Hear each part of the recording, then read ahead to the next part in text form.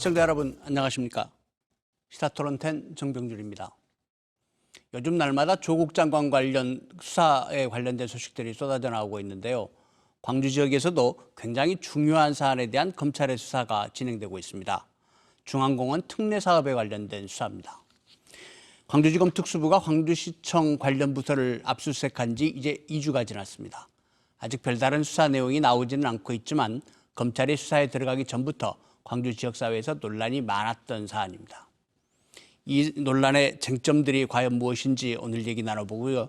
또 앞으로 이 사업을 어떻게 해야 되는지도 함께 논의해 보겠습니다. 오늘 논의 함께 해주실 분들 소개해 드리겠습니다. 광주광역시의회 김광란 의원 나오셨습니다. 안녕하십니까? 네, 안녕하세요. 동신대학교 도시계획학과 조진상 교수 나오셨습니다. 네, 안녕하십니까? 광주안교운동연합의 이경희 정책실장 나오셨습니다. 네, 안녕하세요. KBS 보도국의 유승룡 기자 함께하고 있습니다. 안녕하세요. 안녕하십니까? 김 의원님, 오늘 있었던 일부터 잠깐 얘기를 하고 들어가 보죠. 오늘 광주시의회가 원래 이 민간공원 관련된 사업을 안건으로 올렸다가 취소를 했다고요? 어떻게 된 사안입니까? 네. 오늘 광주시의회 임시회가 열리고 있는 중인데요. 네. 광주시가 민간공원 특례 사업과 관련해서 10군데 비공원 시설 개발 행위를 하고 우선 협상 대상자를 선정해서 택지 개발이 이루어지는데요. 그중에 1단계 사업 중에 마륵공원과 관련해서 마륵공원 개발 사업을 신청한 제안사가 우선 협상 대상자로 선정된 제안사와 최종 협약서 체결을 앞두고 이 협약 체결 동의안을 의회에 상정을 한 건데요. 네. 이걸 의회가 어제부터 지금 상정된 이후로 며칠 동안 굉장히 이 문제가 뜨거운 감자였죠. 그런데 최종 광주시가 이 동의안을 자진 철회를 한 사안이고요. 근데 실제로 의회 입장에서 이 문제에 대해서 이 협약서 체결과 관련 협약 체결 동의안을 의회가 동의해 줄 수 없다는 게 기본 입장이 좀 있었어요. 이유는 첫 번째 하나는 협약서 내용 중에 초과 수익분에 대해서 광주 이후에 초과 수익이 나면 그 수익분에 대해서 차후에 공원 개발 재이용을 공원 조성에 대한 거라든지 공익사업은 목적으로 쓸 수 있도록 시장과 협상할 수 있다라고 했는데 이것에 대해서도 명확한 기준과 원칙이 없는데 의회가 이걸 동의해 줄 수 있겠냐. 그리고 민간공원 특례 사업과 관련해서 굉장히 지금 검찰 수사부터 문제가 많은데 이제 이렇게 논란이 되니까 광주시 입장에서는 사실은 협약 체결 동의안을 의회에 사전에 동의를 구하고 협약 체결을 한 지역이 없어요. 대전이나 이런 데가. 이유는 상위법과 국토부 지침에 의해서 의회 동의를 굳이 구하지 않더라도 협약 체결을 하고 일을 진행해도 무방하거든요. 그래서 이제 시가 그러면 철회하겠다 이렇게 된 거고 그게 상호 좀 동의된 측면도 있어서 그러면 저희는 앞으로 의회 입장에서는 이 문제가 앞으로 어떻게 제대로 추진될 건지 제대로 감시 역할을 하겠다 이런 취지에서 시가 철회하는 걸로 정리가 된 거죠. 그러니까 시가 안을 냈다가 네. 의회하고 사전 논의 과정에서 이게 통과가 좀 어려울 것 같으니까 철회를 냈다 이렇게 이해를 해야 될까요? 네, 그게 더 정확한 표현일 것 같습니다. 그렇군요. 또 이 부분도 그다음에 초과 수익 처리 부분 이것도 네. 사실은 좀 관심이 많고 논란이 된 부분인데 그 부분도 잠시 뒤에 다시 한번 짚어보도록 하겠습니다. 유 기자, 검찰 수사부터 얘기를 좀 해보죠. 지난 5일 날 시민사회단체가 고발장 접수한 지 5달 만에 검찰이 이제 광주시청을 전격적으로 압수수색 들어가지 않았습니까? 당시 압수수색 상황부터 좀 설명해 주시겠습니까? 네, 당시 시민단체가 이제 검찰에 수사를 의뢰한 내용은 앞서 말씀하셨듯이 중앙공원의 우선 협상 대상자가 바뀐 과정에 문제가 있다, 의혹이 있다라는 것이었고요. 그것을 과정을 밝혀달라 이렇게 의뢰를 한 것이고요. 이번에 압수수색 대상이 된 곳은 그 중앙공원 민간공원 사업에 관련 부서인 공원녹지과 그리고 그때 당시에 이제 특정 감사를 했던 감사위원회 여기에 시의회 의장실, 행정부시장실까지 포함이 됐고요. 그리고 관련자들의 휴대전화도 압수를 했는데 시의장과 시의회 보좌관까지 포함이 됐습니다.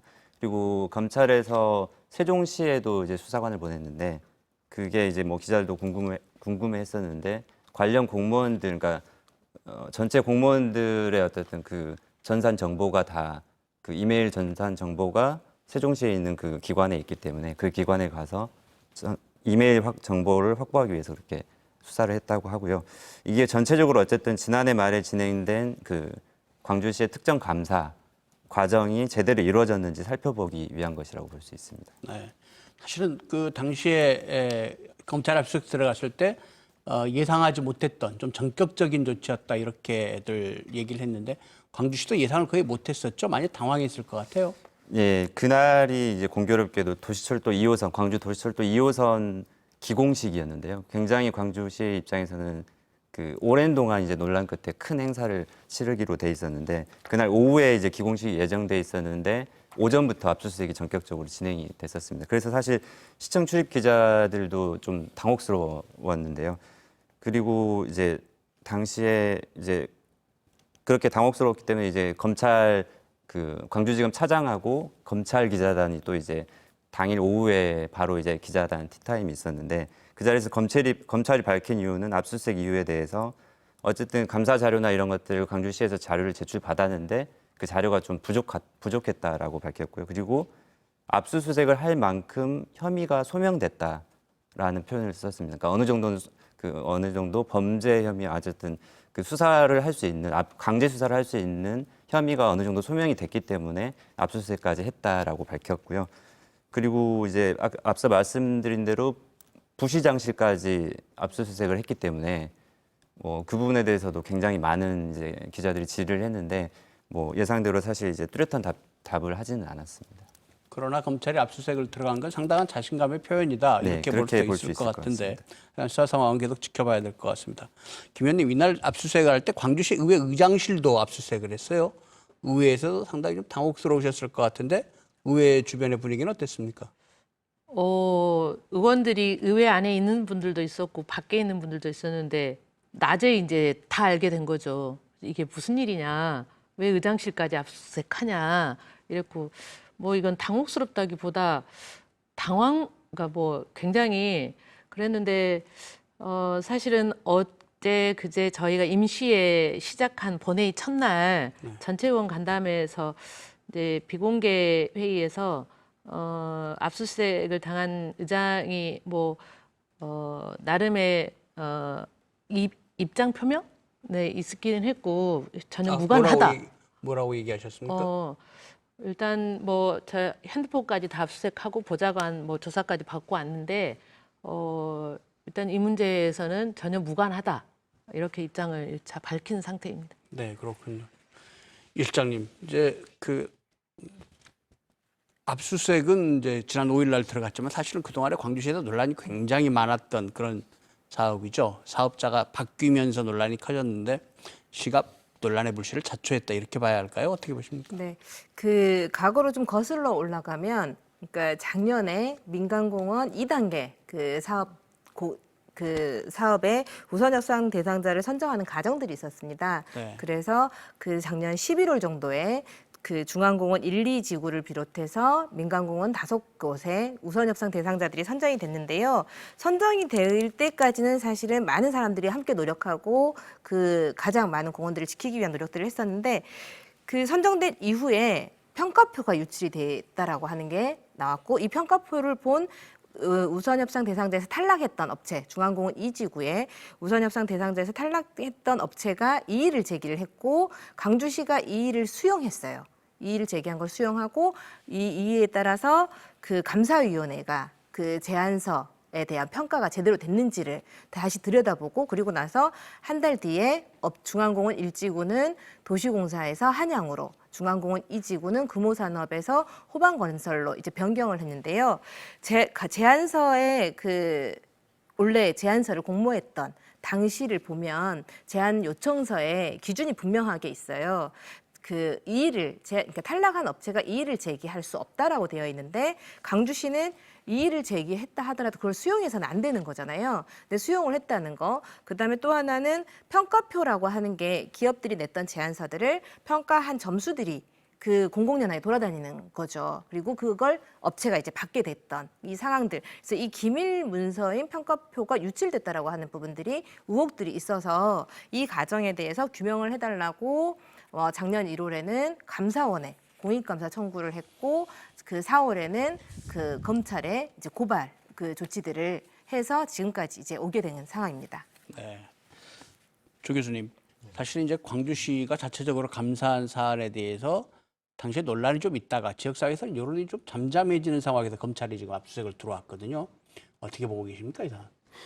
예, 그 도시공원 일몰제 시점이 2020년 6월 말 기준으로 2017년 초부터 광주의 지역사회 시민사회단체 전문가, 시의회, 언론 이렇게 여러 그 주체들이 많은 노력을 해가지고 거기에 대책을 세워야 된다. 그래서 그 가바넌스가 구성이 됐고 그 가바넌스 적극적인 활동 그리고 외곽의 지역 시민사회단체들의 노력으로 인해서 그 광주가 도시공원 일몰제 관련 민간공원 제도에 있어서는 전국에서 가장 모범적인 제도를 만들어냈거든요. 민간공원의 핵심은 30% 이하를 그 아파트를 짓게 해주는 건데 광주는 10% 이하만 가지고도 이 사업을 할 수 있도록 해서 슬림형, 광주형 그런 민간공원 제도를 우리 스스로 힘으로 만들어내 가지고 다른 도시들의 많은 부러움을 샀었는데 이렇게 이제 검찰 수사까지 받는 상황이 돼서 정말 참담한 심정이고요. 이제 그럼에도 불구하고 이 민간공원 이 절차가 잘 이행이 돼서 원만하게 이게 풀려나가면 다행인데 만약에라도 이런 것이 중간에 자초하게 될 경우 공원 해제라든지 걷잡을 수 없는 여러 가지 파장들이 발생할 텐데 이 민간공원이 제대로 될 경우하고 민간공원 제대로 안 될 경우에 대한 대안, 말하자면 플랜 B를 통해서 그것들을 미리미리 해나가야 될 필요가 있다고 보고요. 예를 들어서 지방채를 발행해서 광주시가 직접 공원을 조성한다든지 또는 보존녹지 지역의 지정이라든지 지구단위 구역의 지정 또는 도시자연공원 구역의 지정 이런 대안들에 대해서 지금이라도 심도 있게 검토가 되어져야 될 것 같습니다. 검찰의 수사 때문에 사업이 좌초할 상황을 가정해서 플랜 B를 만들어야 된다. 예. 그렇게 사안을 심각하게 보고 계시군요. 이게 사업자만 안 바뀌었으면 굉장히 모범적인 사업이 될 수 있는데 이 사업자가 바뀌면서 논란이 됐다. 이런 평가를 하고 계신 것 같은데요. 그러니까 앞으로 이 사안을 어떻게 해야 될지 잠시 후에 다시 한번 토론을 해보도록 하겠습니다. 유 기자, 이제 검찰에서 이게 사실 특수부가 들어갔잖아요. 네. 그동안에 이제 형사부에 있다가 특수부가 배당을 받아 들어가면서 사건이 좀 주목을 끌고 있는데 검찰이 앞으로 어떻게 수사 방향을 잡을 것 같습니까? 네, 뭐 앞서 이제 이경희 실장께서 말씀하신 대로 여러 가지 뭐 평가지 유출, 탈락 업체가 이의 제기를 했는데 이걸 수용한 배경 그리고 그거에 따라서 또 감사가 이루어진 내용 그리고 이거를 광주시가 다 수용을 해서 결국은 그러니까 사업 예정자까지 바뀐 과정에 대해서 이제 수사를 하게 될 텐데요. 앞서 말씀이 좀 나왔지만 시의회 의장도 이제 어쨌든 압수수색을 당했고 그리고 시의회 의장의 이제 보좌관이 직접 수사를 받은 상태고요. 그리고 참고인으로 뭐 제한심사위원이랄지 뭐 일부 업체 관계자들까지도 소환 조사를 받은 것으로 좀 알려져 있는데 이 수사 대상들이 사실 지금까지 이제 여러분들이 많이 받으셨고 뭐 규모는 저희가 정확히 파악할 수는 없지만 뭐 쉽게 끝나지는 않을 사안인 것 같고 그리고 이미 감사원에서 이제 말씀하신 대로 감사를 진행 중인데 감사도 어느 정도 마무리가 된 상태겠지만 수사 결과는 감사 결과보다는 좀 더 오래 걸리지 않을까 생각이 듭니다. 네. 압수수색 이후에 시의장께서도 김 의원님 얘기 들으면 아무 문제 없다 이런 입장이신 것 같고 시장께서도 압수수색 직후에 시민들한테 유감 표명하시면서 뭐 수사 과정에서 진실이 밝혀졌으면 좋겠다 이렇게 말씀하셨거든요. 그래서 정말 아무 문제 없이 이 사안이 넘어갔으면 좋겠는데 어쨌든 그동안에 논란이 된 사안 하나하나들은 좀 짚어보도록 하겠습니다. 자, 유 기자, 가장 문제가 됐던 게 민간공원 재평가 후에 결과가 번복된 거죠. 네, 그 당시 광주시가 이제 문제를 삼은 거는 그 계량 평가 항목 점수 산정이 잘못됐다라는 건데요. 말하자면 이제 누가 봤을 때도 담당자가 평가를 했을 때 그 항목에 대해서는 점수가 똑같아야 되는데 그 점수가 잘못 책정이 됐다는 건데 당시 문제가 된 건 이제 중앙공원 2지구에서 금호산업이 호반건설을 근소한 차이로 앞서서 이제 1순위로 우선협상 대상자가 됐는데 제안서 평가서류에 이제 업체명을 표기하면 안 되는데 유사한 그런 업체명을 표기를 했다. 그래서 그거에 관해서 제대로 감점이 안 됐기 때문에 추가로 감점을 해야 된다라는 게 광주시가 특정감사를 통해서 그렇게 밝혔던 내용이고요. 결국은 그렇게 추가로 감점이 되면서 우선협상 대상자가 앞서 말씀하신 것처럼 바뀌어버린 상황이 된 겁니다. 그러니까 제안서 물론 이제 이게 그 당시에 이제 광주시에서 발표를 할 때도 이거는 사업자가 자체가 잘못이라기보다는 광주시의 행정의 잘못이다라고 표현을 했거든요. 그러니까 사업자가 물론 이제 제안서대로 그 유사한 명을 표기를 했을 수는 있는데 그거를 제대로 못 잡아내고 점수를 제대로 주지 못했다고 하면 그거는 행정의 잘못이기 때문에 광주시의 잘못이다. 그래서 광주시에서 이제 이런 발표를 했을 때 이제 당연히 그 해당 탈락한 업체에서는 굉장히 크게 반발했던 거고 소송까지 불사하겠다고 했지만 어쨌든 광주시가 계속 뭔가 만류를 하고 뭐 일종의 어쨌든 다른 입장에서 보면 압박이라고 느낄 수도 있지만 그런 만류를 했기 때문에 어쨌든 소송은 철회를 하고 협상 대상자가 바뀐 결과를 가져오게 된 겁니다. 조 교수님 어떻게 보십니까? 당시에 우선 협상자가 바뀔 만큼 심사가 불공정했었다고 보십니까? 예, 그때 특정 감사를 통해서 감사위원회가 지적한 사항은 크게 네 가지입니다. 지금 유 기자님 말씀하신 업체명 표기에 관한 거하고 지역업체 가점 미반영, 그리고 시설비 산정의 적정성, 그리고 가이드라인을 준수하지 않았다. 이제 그런데 그 업체명 표기에 관해서 이제 뭐 좀 그럴 수 있겠죠. 근데 이제 좀 어떤 그 것에 대해서는 반영을 했고 어떤 것은 반영을 하지 않았는데 그런 것은 이제 작은 실수라고 보여지고요. 이제 그 가이드라인 미준수였다고 하는데 사실 가이드라인 그 국토부의 가이드라인 자체가 끝에 보면은 지자체의 사정에 따라서 얼마든지 바꿀 수 있다라고 단서가 달려 있거든요. 그래서 꼭 그걸 지켜야 될 필요는 없고 또 1단계에서도 여러 가지 이 시민 참여단의 그 구성에 대한 배점이라든지 등등 스스로 가이드라인에 따르지 않은 변경사항이 있었는데 이번 경우 토지 가격을 공시지가로 해야 되는데 감정평가로 했으니까 뭐가 거기 잘못됐다라든지 뭐 이런 것들을 요구하고 했는데 실제로는 이제 뭐 거기 광주시가 최초의 평가가 다소 그 실수가 있다고는 할지라도 이것이 기본적으로 이 업체를 막 변경할 정도의 심각한 실수가 있었다고 보이지는 않는데 그 이후에 감사위원회가 심사 과정에 너무 좀 지나치게 과도하게 요구하고 그런 과정에서 문제가 있었지 않았느냐라고 하는 것이 당시의 지역사회, 시민사회단체의 분위기였습니다. 이 실장님, 네. 시민사회단체가 감사원에 감사 요청도 했고 또 4월에는 검찰에 네. 고발도 했고 아마 하실 말씀이 많으실 것 같습니다. 네, 저희들은 심사 과정의 불공정성보다 감사위원회가 강주시가 이 일을 수용하고 이것에 따라서 감사위원회가 한 달 정도 그 제안서 평가를 했던 결과를 다시 감사를 했는데요. 이 감사하고 그 평가했던 위원들을 다시 소집을 합니다. 그 제안심사위원회라고 하는 제안서를 평가하는 전문가 그 집단으로 구성된 제안심사위원회를 다시 소집해서 그때 현장에서 이미 이제 이야기됐던 것들이 다 보도화됐는데요, 기사화됐는데 도시공사하고 예를 들면 그러니까 중앙공 1지구 같은 경우는 도시공사와 한양과의 점수 차이가 8.8 그 점 차이가 그러니까 8.8 점 차이가 났는데요. 그 제안심사위원회를 다시 소집을 해놓고 그 도시공사의 감점을 27점을 해달라. 이렇게 요구를 했다고 합니다. 그래서 뭐 도시공사의 뭐 유사 표기라든가 뭐 그 감정평가에 대한 문제 이런 것들을 그 요구를 했는데 제안심사위원들이 집단적으로 모여서 논의를 하고 했을 때 이 감사위원회나 광주시가 제시한 감점 요인이 충분히 합리적이지 않다. 공정하다고 볼 수 없다고 해서 일부는 수용했지만 일부 수용한 점수가 한양과의 격차를 뒤집어 엎을 만큼 크지 않았습니다. 그래서 1순위의 도시공사 이제 지위들을 유지를 하고 있었고요. 아까 중앙공원 이지구 같은 경우는 그 금호산업이 업체 유사한 표기 업체에 유사한 표기를 너무 폭넓게 보고 예를 들면 이 업체명 표기가 최대 감점이 마이너스 5점이에요.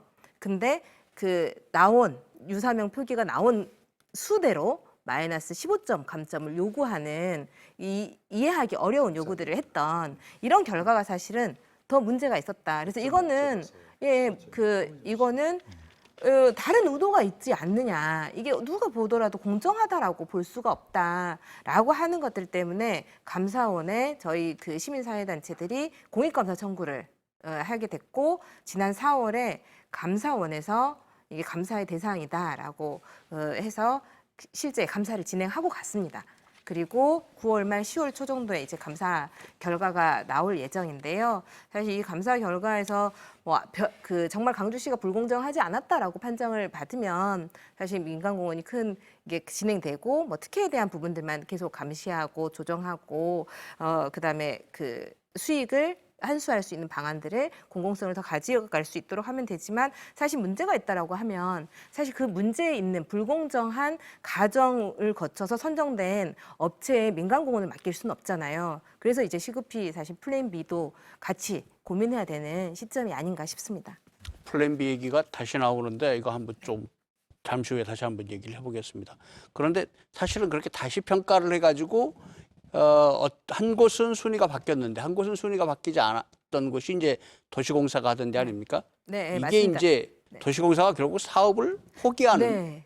이 그러니까 상황도 좀 이해가 네. 잘 안 되는 네. 상황인데 어떻습니까? 그때 그 상황을 얘기하면 그러니까 제한심사위원회는 강주시가 도시공사의 감점 27점을 요구했던 걸 다 수용하지 않았습니다. 그래서 중앙공원 1지구는 도시공사가 우선협상 대상자 지위를 가지고 있었는데 그 사이에 강주시가 도시공사에 공문을 몇 차례 보내게 됩니다. 앞으로 이렇게 택지를 개발해서 분양하는 방식은 위법의 소지가 있기 때문에 어려울 수 있다라고 하는 사실 또 하나의 압박인 거죠. 도시공사에 몇 차례 이제 공문을 보내서 사실 자진 반납을 종용했다라고 저희는 보여지는데요. 그래서 도시공사가 이사회를 개최해서 자진 반납을 결정을 하게 되는데 도시공사의 이사회의 이사지는 50% 이상이 강주시의 행정 관료들이 참여를 하고 있습니다. 그래서 당연히 강주시의 행정의 뜻이 이사회의 결과로 반영될 수밖에 없는데요. 도시공사는 그래서 자진 반납을 하고 2순위였던 한양이 우선협상 대상자 지위를 갖게 된 결과를 얻었습니다. 최초에 사업자가 바뀔 때 상황을 쭉 얘기를 나누고 있는데 김 의원님 당시에 광주시 의회는 여기에 대해서 어떻게 역할을 하고 있었습니까? 결과론적으로 보면 사실은 광주시의회가 전혀 역할을 못한 상황이 돼버렸는데요. 우선협상 대상자가 바뀌는 과정에 그동안 이야기되지 않은 게 사실 하나 있어요. 시의회에서 저를 포함해서 저희 의원들이 뭘 강력하게 요구를 했냐면 특히 중앙공원 1지구가 도시공사가 자진 반납하면서 다음 한양이 넘겨받았잖아요. 근데 도시공사가 자진 반납하는 과정 그리고 이 문제가 불거지니까 감사위원회 핵심 결정권자, 시 핵심 결정권자들의 얘기를 하는데 어떤 이야기가 계속 흘러나왔냐면 도시공사가 애초에 민간공원 특례 사업에 참여한 것 자체가 법률 위반이라는 얘기를 계속한 거죠. 저희 의회 의원들한테. 그래서 이게 무슨 말이 원래는 도시공원 시설 공공재였던 이곳에 부득이하게 행정이 예산이 부족함으로 인해서 일부의 민간 사업자들한테 개발 행위를 하도록 해서 공원 조성하는 게 목적이라면 공익적 목적을 달성하기 위해서 당연히 공사가 참여하는 게 너무도 당연한 거고 광주가 매우 잘한 건데 이게 왜 갑자기 이게 도시공사가 참여하는 게 문제라고 보는 거냐 했는데 저는 사실은 계속해서 이 문제와 관련해서 민간 전국에 이거는 굉장히 이제 추측입니다. 방송에서는 적절하지 않을 수 있는데 민간 사업자들, 건설업자들의 다양한 영향력 때문에 현재 그런 상황이 지금 되지 않았나. 그 당시에 이 문제를 계속해서 제기를 했는데 결국에는 도시공사가 자진 반납하는 결과를 만드는 핵심 요인이 됐고, 의회도 이 문제를 어떻게 뭐 단식을 하냐, 뭐 우스갯소리 이 말까지 나올 만큼 그렇긴 했지만 결과론적 역할을 못 해버렸죠. 근데 광주시가 왜 네. 그렇게 했을까 참 궁금한데 사실 오늘 이 자리에 광주시 관계자가 나오시질 않아서 저희가 네. 질문을 바로 드릴 수는 없습니다. 저희가 지금 출연 요청을 했는데 이게 수사 중인 사안이어서 나와서 얘기하기가 곤란하다 이런 답변을 주셨습니다. 네. 근데 당시에 뭐 언론사나 뭐 건설업체 뭐 등등 비롯해서 도시공사 참여하는 것은 법적으로 안 된다, 땅 장사다 뭐 하면서 많은 비난을 쏟아냈는데 사실 그 가이드라인 보면은 도시공사의 참여를 촉진하기 위해서 경영 능력 평가나 재무 평가 이런 것들은 다 만점을 받을 수 있게 그래서 오히려 권장 사항이었고 대구 광역시 경우는 대구 대공원 그것을 대구 도시공사가 직접 그것을 하고 있거든요. 그래서 도시공사는 자격이 안 된다, 뭐 이런 것은 잘못된 주장이라고 보고요. 거기 1단계에서 도시공사가 참여하지 않았기 때문에 가바넌스 활동을 하면서도 이러한 것이 향후에 사후에 협상 과정이라든지 중간에 여러 가지 무리한 요구도 건설업체 같은 경우 있을 수 있고 그러면 원활하게 거기 진행이 안 될 수도 있고 해서 오히려 가바넌스에서는 도시공사 참여를 적극적으로 권장도 하고 참여를 좀 촉구하기도 하고 그랬었거든요. 그래서 사실은 도시공사가 이 중앙공원 사업을 거기 하기를 희망도 했었는데 이렇게 중간에 자진 반납 형태를 취하게 돼서 도시공사가 공익기관으로서 시민들의 의사를 네. 제대로 확인하고 거기 결정을 했는지에 대해서는 책임도 맞아요. 물어야 될 맞습니다. 거라고 생각합니다. 근데 하나는 좀 점검하고 네. 넘어가야 될 것 같은데요.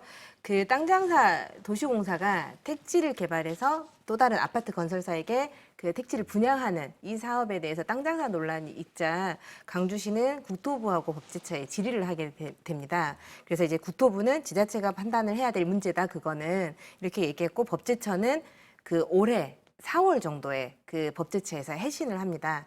그러니까 택지 개발의 주체와 아파트 건설의 주체가 좀 다르기 때문에 이 사업은 좀 맞지 않는 것 같다라고 하는 뜻으로 법제처가 법 해석을 하거든요. 근데 저는 지금 그래서 이 땅 장사 논란이 있을 수 있지만 우선 협상 대상자로 어쨌든 적법한 과정을 거쳐서 우선은 지난해 11월에는 됐던 거거든요. 그래서 자진 반납을 종용하는 행위가 사실 행정적으로 불공정하게 그다음에 행정의 권한을 남용하면서 진행됐던 이 부분. 그래서 만약에 도시공사가 올해 이제 4월 정도에 이게 좀 맞지 않는 것 같다라고 하면 그때 사실은 좀 더 공론화해서 중앙공원 일지구의 우선 협상 대상자를 어떻게 할 것인지를 사실 시민과 함께 수기할 수 있는 아니면 지역의 많은 의견들을 들어서 중앙공원 일지구가 70만 평 가까이 되는 땅이기 때문에 광주에 정말 허파라고 할 수 있는 중요한 땅이기 때문에 어떻게 해서 지켜나갈 것인지를 좀 더 공론을 하는 이 과정들이 좀 필요했는데 올해 4월에 나온 결과를 미리 예단해가지고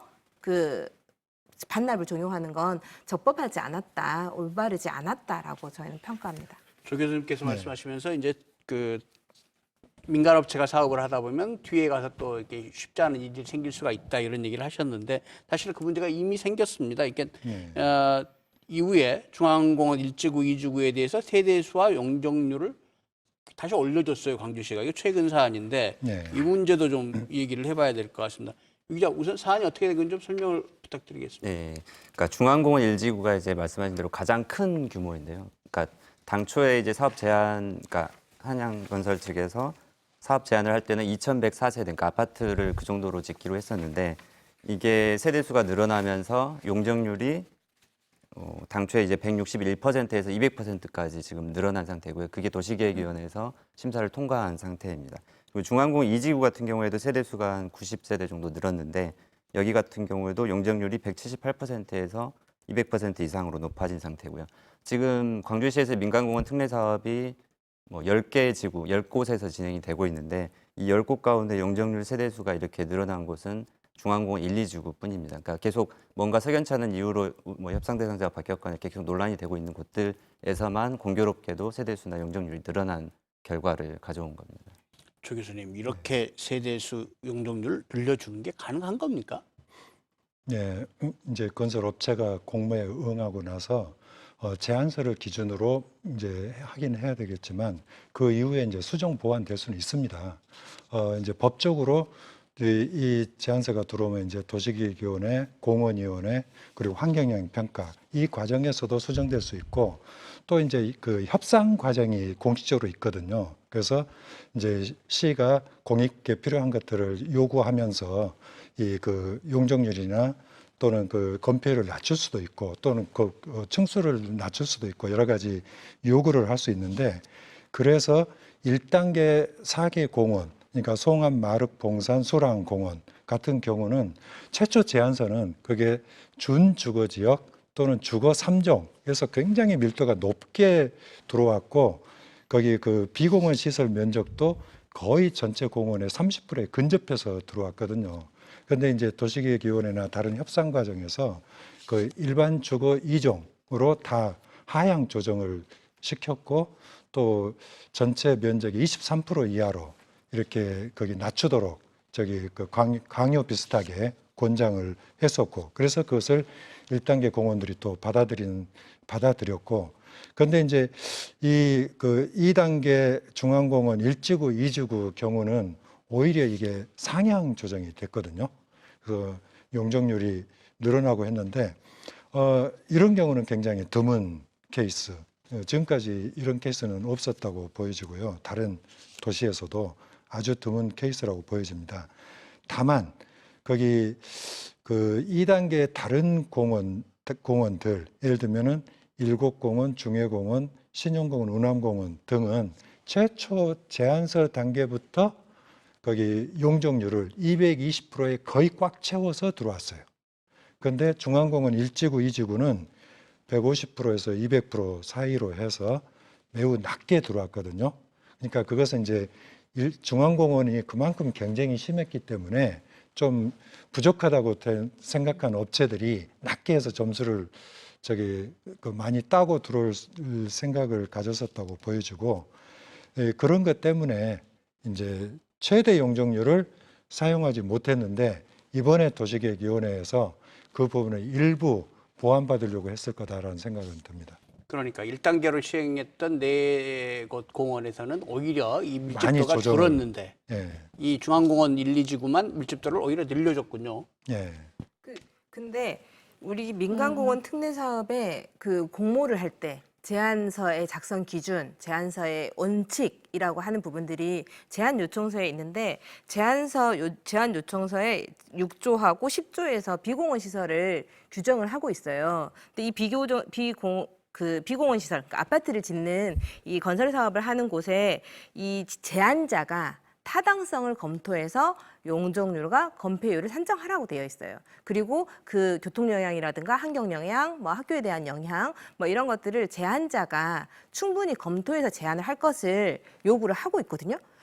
그렇기 때문에 사실은 그러니까 220%까지 용적률을 할 수는 있지만 제안자가 그 중앙공원 1지구 같은 경우는 161로 했으면 사실 그것에 대한 책임은 그것으로 인해서 수익이 부족하거나 한 부분에 대한 책임은 사실 1차적으로 제안자인 기업한테 있는 거예요. 근데 용적률을 상향함으로써 그 주변의 인구 그 밀도라든가 아니면 산지하고 주변에 있는 공원하고의 부조화 이런 부분들은 시민이 피해를 보는 상황이잖아요. 또 한편으로는 제안할 때는 아주 좋은 핑크빛으로 그림을 그려왔어요.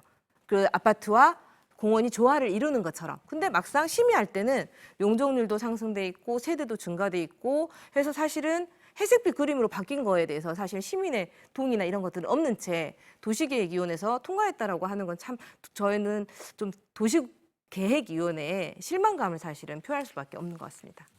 아까 말씀하신 대로 이제 그 근소한 차이로 우선 협상 대상자가 바뀌었다고 했는데 말씀하신 대로 이 용적률을 낮게 책정하면 가점을 주는 거였거든요. 그래서 그 중앙 1지구, 2지구 같은 경우에 1점에서 2점을 각각 업체가 사실 이제 점수를 더 받은 거거든요. 다른 업체에 비해서. 네. 근데 이제 만약에 2지구 같은 경우에는 1점, 2점 차이기 때문에 그냥 충분히 또 순위가 바뀔 수 있는 사안이었던 거죠. 그러니까 용적률을 낮게 책정해서 점수는 많이 받았는데 나중에는 이제 용적률을 다시 올려달라고 해서 그걸 이제 받아들인 거죠. 그렇다면 바뀐 네. 용적률로 하면은 다시 순위가 바뀌었을 수도 있다. 근데 이제 좀 엄밀하게 말하면 1지구 같은 경우에는 이제 아까 말씀하셨듯이 도시공사가 워낙 점수가 높았었고 아무리 이쪽에서 많이 했어도 점수 자체를 뒤집을 수가 없는 거죠. 이 그 당시에. 지구는 이 지구는 약간 근소한 차이였기 때문에 할 수도 있었던 거죠.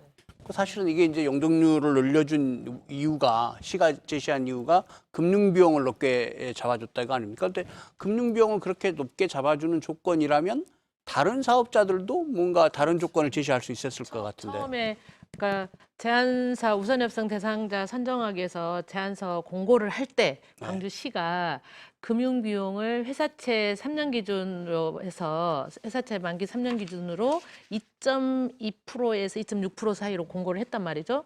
그런데 지금 이제 광주시가 그렇게 공고를 했는데 공고해서 우선협상 대상자가 다 선정이 되고 나서 현재 금융 비용을 산정해 보니 그 비율로 안 되는 그 수익으로는 안 되니까 전문 기관에 의뢰해 봤더니 현재는 5%에서 7% 정도를 적용해야 이게 금융 비용이 감당하겠다고 판단했다. 그래서 우선협상 대상자로 선정된 제안사들에게 그 차이 나는 손해를 물어야 하는 애초에 제안 공고할 때 뭐 중앙공원 1지구는 그 금액이 882억이라고 오늘 이야기를 하더라고요. 그런데 그것에 대해서 손해를 무조건 물릴 수가 없으니 금융 비용의 이자율을 감당할 수 있도록 5에서 7% 정도, 6% 계산을 했다고 하더라고요. 이 정도가 감당하려면은 실제로 이익을 남길 수 있는 용적률을 높여주던가 아니면 건물의 용적률을 못 높이면 실제 평당 분양가를 높여주던가 방식이어야 되는데 그래서 이제 중앙공원 1, 2지구는 말고는 나머지 또 공원은 분양가를 또 올릴 수 있도록 했거든요. 근데 지금 뭐 우리 이경희 실장님이나 다 얘기하시는 것처럼 애초에 제안사들이 처음에 제안서를 낼 때 우선협상 제안서를 낼 때 2.2%도 가능하니까 낸 건데 수익이 나지 않으면 안 내는 거였겠잖아요. 근데 지금 광주시는 계속해서 건설사 지금 제안서를 낸 건설사들의 입장에서 얘기를 하고 있으니까 이 문제 계속 불공정, 특혜 건설사들한테 계속 끌려다니는 거 아니냐 행정이 이런 얘기를 지금 듣고 있는 거죠. 되게 건설사하고 정식 계약을 한 것도 아니고 이게 정말 우선 협상 대상자잖아요. 그럼 협상하다가 조건이 서로 안 맞으면 그러면 건설사가 못하겠다. 그러면 그래 그럼 이 사람은 빼고 다음 건설사 또 얘기하자. 이렇게 가야 되는 건데. 그러니까 지금 광주시의 협상의 과정들을 보면 사실 시민의 한 사람으로서 참 자존심이 많이 상합니다. 왜냐하면 시민이 당연히 누려야 할 도시공원이 그동안 광주시가 다른 곳에 지방 재정을 투자해가지고 공원을 해제될 위기에 둔 것도 사실 광주의 시민으로서 정말 이 행정을 믿어야 할까라고 하는 생각도 드는데 이 협상하는 과정에서도 협상력이라고 하는 게 있잖아요. 그러니까 그 광주시와 그 제안사가 협상을 해 나가는 과정에서 사실은 시 행정 뒤에는 시민들이 있는 거잖아요. 근데 이 협상이 이 광주시가 기업한테 끌려간다라고 하는 거는 광주 시민 전체가 기업에 끌려가는 거는 같은 결과이거든요. 그래서 아니 제안사가 최초에 제안했던 용적률 그리고 사업 계획에 대해서 제안사인 기업이 책임지도록 해야 되는데 용적률 상향으로 인해서 시민이 다 같이 그 부담을 껴안는 협상을 하는 거는 이 광주시가 협상력이 시민을 위한 협상력을 쓰는 게 아니라 기업을 위한 행정력을 쓰는 거 아닌가 하는 생각이 드는 거죠. 사실 참 시민으로서 정말 자존심이 많이 상해요. 우리가 기업에게 공원 이제 그 해달라고 사실 이건 공공사업에 의해서 하기 때문에 많은 그 혜택을 보는 거거든요. 민간공원 특례 사업이 기업에게. 그런데 그러면서도 사실 해주세요라고 이렇게 사정하는 형태로 이 행정이 진행되고 있으니 우리의 그 자존심을 지켜줘야 될 행정이 사실 시민의 자존심을 참 상하게 하는 상황입니다. 1단계 사업, 민간공원 1단계 사업에서는 분양가를 좀 올려줬다 하더라도 그것이 이제 용적률을 내린 거와 이렇게 상쇄되는 그런 조건이기 때문에 좀 일정 부분 이해가 될 수 있는데 2단계 사업은 사실은 왜 이렇게 했는지 참 좀 궁금하고 답답한데 뭐 시청 관계자가 지금 안 계셔서 좀 바로 질문을 드릴 수가 없네요. 예. 자, 근데 이 광주시의 민간공원 특례 사업 평가를 하려면 다른 데에서는 어떻게 했었는지 좀 알아볼 필요가 있을 것 같은데요. 이 실장님, 다른 지역은 지금 이 사업 어떻게 하고 있습니까? 다른 지역들은 뭐 이제 전국적으로 공원 일몰제에 대응하는 여러 정책들이 있습니다. 하나는 지방자치단체가 재원을 들여서 사는 거고요. 그러니까 지방 예산을 투입하거나 지방 예산이 부족하면 지방채를 발행해서 사는 방법이 있고, 하나는 광주시처럼 뭐 민간공원을 적극적으로 활용하는 방법이 있고, 또 하나는 도시계획 시설로 이제 다른 용도로 지정을 하는 거죠. 그래서 예를 들면 뭐 도시자연공원 구역이라든가 아니면 또 임차공원, 그러니까 빌려서 쓰는 거예요. 그러니까 공원을 그대로 놔두되 임대료를 주는 거죠. 그래서 그런 협정을 맺어서 하는 그런 방식으로도 이제 활용하고 있고, 어떤 곳은 해제를 하고 지구 단위 계획을 수립할 수 있도록 준비하거나 개발 행위들을 좀 제한할 수 있도록 하거나 하는 이런 정책들도 하고 있고요. 또 어떤 지역은 아예 이제 도시 외곽에 개발 압력이 없는 공원들, 뭐 그린벨트 가까이에 있는 도시 공원들 같은 경우는 해제하는 이런 지역들도 있습니다. 그러니까 지금 다른 지역에서는 이렇게 아파트 안 짓고도 그냥 순수 공원으로 해결하는 방법들도 있다, 이런 얘기인데, 조 교수님, 아까 모두의 플랜 B 말씀을 하셨거든요. 사실은 검찰 수사 때문에 뭔가 중대한 차질이 생길 수도 있다라는 우려를 하고 계신다는 얘기인데, 플랜 B 어떤 계획을 가져야 될까요? 예, 일단 내년 말까지 실시 계획 인가를 받지 못하면 이게 내년 6월 말까지 아닙니까? 이거 6월 말, 6월 말, 예, 예. 6월 말까지. 네. 공원이 해제되는 그런 상황이 오는데, 해제되더라도 이것이 바로 해제되는 것은 아니거든요. 거기 중앙공원처럼 30만 제곱미터 이상의 공원들은 녹지 지역이 해제가 되면은 반드시 지구 단위 계획을 수립하게 돼 있어요. 그래서 3년의 기간을 또 주거든요. 그러면 지구 단위 계획에 의해서 계획적으로 정비, 거기 뭐 보존, 개발 이렇게 하면 되지 않냐라고 이론적으로 얘기할 수 있고, 제도적으로 그렇게 마련이 돼 있는데, 사실 지구 단위 계획을 수립해 놓으면은 그 다음에 도로나 상수도, 하수도, 가로등 뭐 이런 것들은 다 시가 해야 되는데, 시가 그것을 할 만한 돈이 없습니다. 그 돈이 있을 것 같으면 공원을 사실 사서 바로 만들어 버리면 되는 거기 때문에 지구 단위 계획에 의한 계획적 개발, 이것은 그렇게 이론처럼 쉽지는 않은 거고요. 현실적으로 이제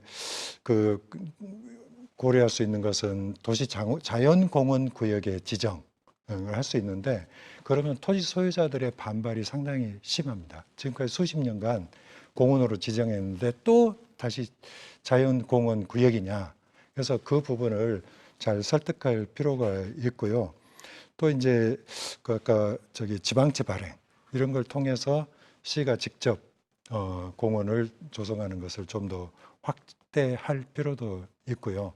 여러 가지 방안들을 거기 고려해봐야 될 것 같습니다. 김 의원님은 어떤 생각이십니까? 일단 이 사업 제대로 될 거로 생각하십니까? 어떻게 생각하십니까? 되기를 사실은 바라는 마음이죠. 그래야 뭐 기본적으로는 그렇습니다만. 기본적으로 예. 되기를 간절히 좀 바라고 있는데, 이렇게 되면 지금 이러다가 이 사업이 자초되는 거 아닌가. 그래서 광주시 행정도 이것 때문에 아마 오늘 이 자리도 뭐 검찰 수사도 있었겠지만, 그런 문제 때문에 되게 어떤 말 한마디가 조심스러웠을 것 같습니다. 시를 약간 대변해 보면.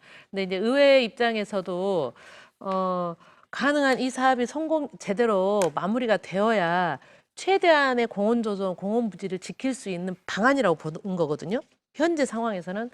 그런데 이제 잘못되면 어떻게 하나, 이제 이런 우려가 있기 때문에 교수님 말씀처럼 우리가 오늘 뭐 시사 토론 10 오늘의 마무리를 긴급 민간공원 특례 사업 광주의 도시공원을 지키는 비상 시국회의를 한번 하자고 제안해야 되나, 뭐 이런 생각이 들 만큼, 그래서 교수님이 제안하신 다양한 방법들 중에서 실제로 광주시가 지금 당장 할 수 있는 거, 그리고 끌어올 수 있는 자원을 끌어모을 수 있는 가용가능한 재원의 규모, 법률의 어떤 로드맵, 예를 들면 법률 관련해서도 여러 가지 환경 영향 평가부터 시작해서 중앙토지수용위원회, 그러니까 광주시가 지방채를 발행해서 좌초됐을 경우에 이 땅을 사들인다 해도 그러니까 사업 시행 인가를 내야 되는데 이 과정까지 갈 때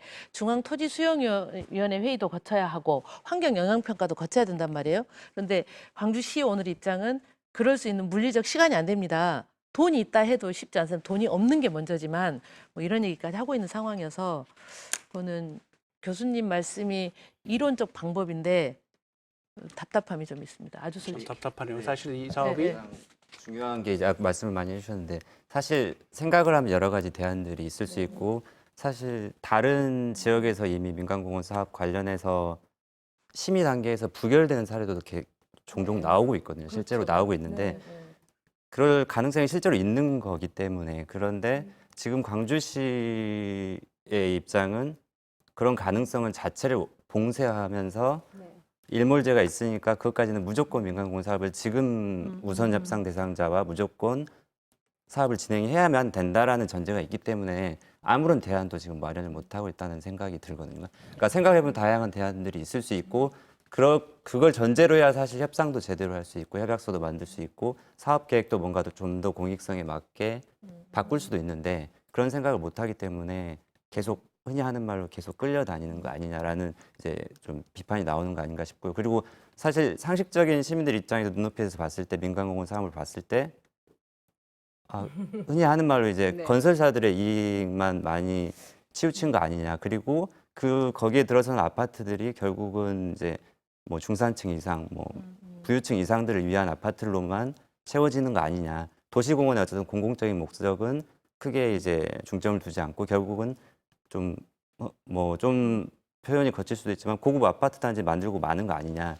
이런 비판들이 있을 수밖에 없거든요. 그러니까 이런 비판들을 잠재우기 위해서라도 뭔가 다양한 대안들을 고민할 수 있어야 되는데 그냥 일몰제 시기에만 못 박혀서 그것만 생각하다 보면 아무런 협상도 못하고 그냥 끌려갈 수밖에 없지 않나 이런 생각. 저는 민간공원이 지금 상황에서 공공성, 그다음에 시민들의 이해 이런 것들을 갖기 위해서는 분양가를 공개하는 것들이 중요하다라고 보여집니다. 그러니까 지금 광주시는 이 민간공원 사업이 분양가를 공개하지 않겠다, 뭐 이렇게 얘기를 하고 있는데요. 사실은 토지 소유주 입장과 이제 시민의 입장이 두 가지가 다 그 분양가 공개를 요구하는 거거든요. 그러니까 공원 안에 토지를 소유하고 있는 분들은 내 땅이 사실은 공익사업에 의해서 사실은 그 수용이 되는 거잖아요. 그런데 본인의 땅은 공익사업을 위해서 가져가면서 공익사업의 하나로 만들어지는 아파트 건설에 대한 분양가는 공개하지 않는 거는 그 이율 배반적인 거잖아요. 그 주민들 땅은 공익사업이라고 가져가고 아파트 사업은 민간 사업이니까 분양가 공개하지 않겠다라고 하는 거. 그건 좀 이율 배반적이고 또 하나는 시민들이 그래 이 전체적으로 분양가와 사업비들을 공개함으로써 이 아파트 건설사의 보장해주는 수익은 있잖아요. 수익이 정말 적정하게 가져가는구나. 그리고 많은 공원의 토지를 매입하는데 돈이 많이 들기 때문에 일정 정도 뭐 고급 아파트를 지을 수밖에 없구나라고 하는 이해를 구하기 위해서는 첫 번째로 그 분양 원가들을 공개하고 사업비들을 공개함으로써 토지 소유자나 시민들에게 이해를 구할 수 있는 길일 것 같고요. 또 하나는 아까 말씀하신 것처럼 이 민간공원 사업이 이게 산지를 개발하는 거잖아요. 그러다 보니까 환경적 영향들이 생각보다 커요. 근데 무조건 민간공원을 하기 위해서 많은 환경 파괴들을 전제를 할 수는 없거든요. 어떤 지역은 정말 환경 파괴, 민감한 환경 지역이어서 환경 파괴가 우려된다고 하면 사실 민간공원을 포기해야 될 수도 있단 말이에요. 그런 것에 대해서도 같이 고민을 잡아가야 되는데 광주시장님 역시도 그냥 차질 없이 민간공원을 추진하겠다라고만 하고 있고 또 한편 일선 현장에서 보면 그 민간공원이나 이 일몰제에 대응하는 공무원들이 그 공원 녹지가 8명밖에 안 계세요. 저희가 이 공원 일몰제가 일몰제가 되기 한 3년 전부터 이 공원 일몰제 전담 부서를 꾸려야 된다라고 요구했었는데 그런 부분들이 없다 보니까 이 뭐 플랜 B라든가 그 민간공원 외에 아무 생각을 못 하는 거예요. 물론 이제 뭐 재정을 투입하는 공원들도 있긴 하지만 이 지금 상황에서 광주시가 이 공원 일몰제로부터 공원을 지키기 위한 아까 조 교수님이 얘기했던 다양한 대안들을 고민하고 시도하고 뭐 의원님이 얘기하셨던 것처럼 뭔가 비상회의들을 꾸려나갈 여력이 지금 안 되고 민간공원만을 향해서 달려가고 있는 거죠. 그런 상황인 것 같습니다. 그러니까 그 민간 공원 향해서 달려갈지라도 거기 만약에 이제 그 검찰 수사 등을 통해서 그러지 않기를 바라지만 뭐가 잘못됐을 경우 그러면 이거 어떻게 할 것인가? 앞으로 기간은 얼마 안 남았는데 그동안에 이제 공모 절차 거쳐서 여러 가지 도시계획 공원위원회 뭐 환경영향 평가를 쭉 해왔고 그래가지고 남은 기간이 얼마 안 되는데 현실적으로 어떻게 할 건가? 이게 이제 중요한 거잖아요. 그러면 후순위 업체에게 맡길 수 있는 건지 만약에 그 중앙공원 일지구 같은 경우는 이제 도시공사가 자진 반납해 버려가지고 한양주택 하나밖에 없는데 그러면 어떻게 할 건지 그러면 그 중간에 중단이 됐을 때 그 계획안을 그대로 계획 절차를 그대로 승계를 하면서 그것을 도시공사 또는 광주시가 그대로 이어받아서 할 수 있는 특단의 대책은 없는지 이런 것들이 지금 심도 있게 검토가 돼야 된다고 보거든요. 교수님, 근데 이제 네. 저는 그 의견에 100% 동의하고요. 그럼에도 네. 불구하고 현재 우선협상 대상자로 선정되어 있는 1단계 4개, 2단계 6군데가 있잖아요. 그러면 검찰 수사 중이다 하더라도 이 우선협상 대상자들이 문제없이 이 일을 추진한다고 보면 이것도 그러니까 두 가지 이 경우의 수를 함께 대비해야 된다고 보는 거죠. 우선협상 대상자들하고 지금 마륵공원 1단계 아마 조만간 협약서 체결할 건데요. 이대로 쭉 협약서 체결해서 가면 우리 이 두 가지 그러니까 플랜 B만을 생각할 게 아니라는 거죠. 네, 네. 네. 뭐 걱정스러운 얘기들만 쭉 늘어나는 네. 아, 중앙공원 1, 2지구는 플랜 네, B가 네. 필요한 네, 거고 나머지 공원들은 현재 상태가 잘 굴러갈 수 있도록 계속 해야죠. 네, 네. 수익의 아, 한 수익의 한수라든가 이런 것도 안시죠. 필요합니다. 그만. 네. 자, 토론 마쳐야 될 시간입니다. 예. 이제 9개월 뒤면 그 도시공원 일몰제 때문에 공원 지정 지역들이 해제가 되게 됩니다. 정말 시간이 얼마 남지 않았는데요. 그러나 검찰의 수사로 이 사업에 차질이 빚어질 우려는 커 보입니다. 그렇다면 과연 어떻게 해야 할까요? 오늘 출연하신 분들이 말씀 주신 대로 A와 B 두 가지의 계획들을 광주시가 준비해야 될 상황은 아닌지 그런 생각 해보게 됩니다. 시사토론 10 오늘 순서 여기서 마칩니다. 다음 주 시간에 다시 뵙겠습니다. 안녕히 계십시오. 수고하셨습니다. 시간 금방 가요.